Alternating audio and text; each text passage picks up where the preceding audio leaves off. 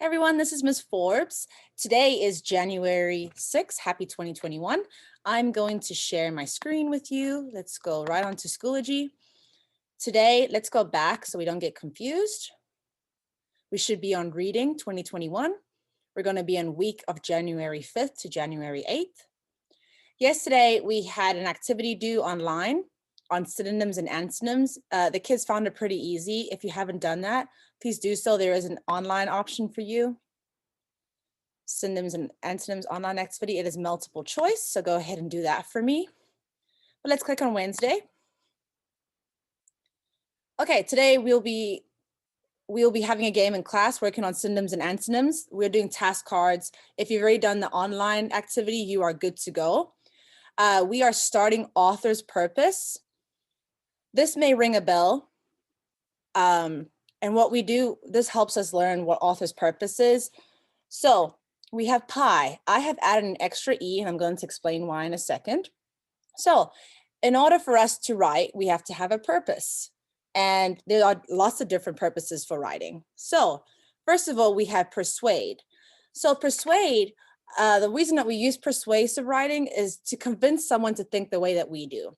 So if readers have changed the way that they thought about a topic or issue, one of the author's purpose may have been to persuade.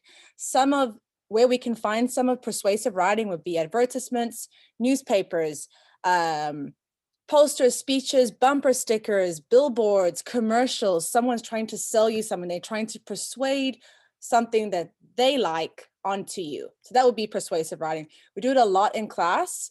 It is a very good way to write. In order to get a job when you're older, you have to persuade someone to hire you. So it's a great way of writing.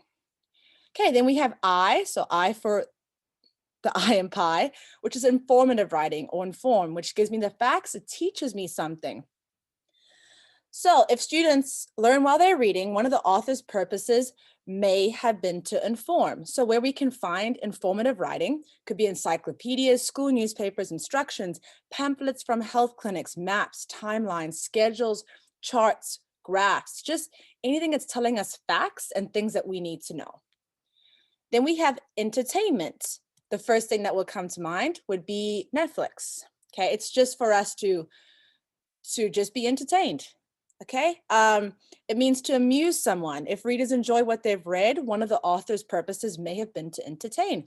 Where we can find specific entertainment sources would be fictional stories, comics, poems, jokes, riddles, anything that we're like, oh, we're not really learning anything from it, but we're actually just feeling good and feeling happy after we read it. It's entertainment. Then I have added the express option. So we're expressing your feelings or your opinions.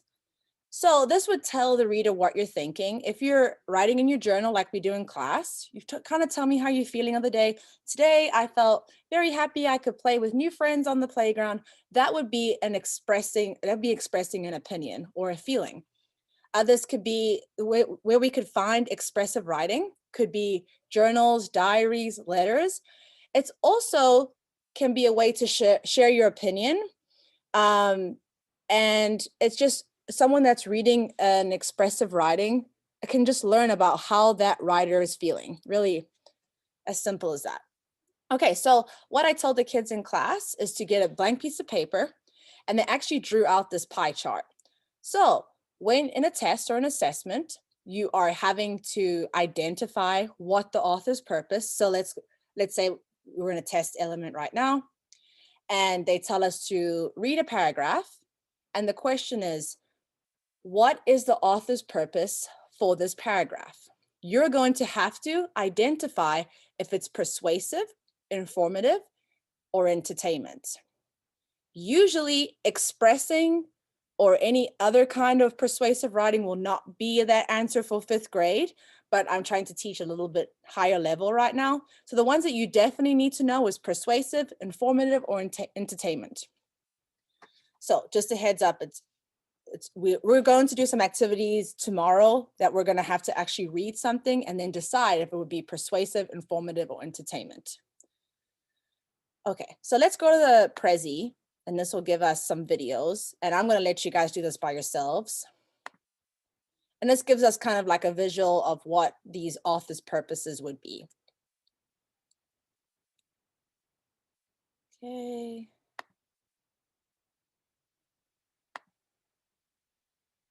Okay, what is an author's purpose? The reason why an author writes some things, and what we're doing in class. The kids are watching these videos, and they're adding to their notes. They've drawn their little pie with the persuasive, informative, all that, and then they're telling us where they're finding it from. So what sources are we finding persuasive writing or informative writing from? So they're filling it out as they go. So I would do the same. Persuasive, they're telling me where they're going to find the sources right over here. Entertainment, this is just it's a little music piece, and then they're adding where they're finding entertainment sources. And then to express an opinion, there's a video on here, and expressing opinion means tell the reader what you're thinking, personal thoughts are told, and that can be in journals, diaries. So tomorrow we're gonna have an online activity, everyone's going to do it, and you'll actually have to decide if the writing is persuasive, informative, entertainment, or it's a way to express an opinion. And there's a lot of different slides. I've actually added it as an online assessment, so you will not have to write on a piece of paper. You're going to do it right online. The kids in class are actually going to do it on a whiteboard, and then they're going to transfer their answers to the computer. So yeah, so for example, a student handbook giving students the school rules, policies, and schedules, you have to find out what type of author's purpose was designed for this situation. So tell me, is it persuasive, informative, expressive, or entertainment? And then you're gonna go right through all those for me. But as I said, you're not gonna do this if you're an online learner. You're gonna go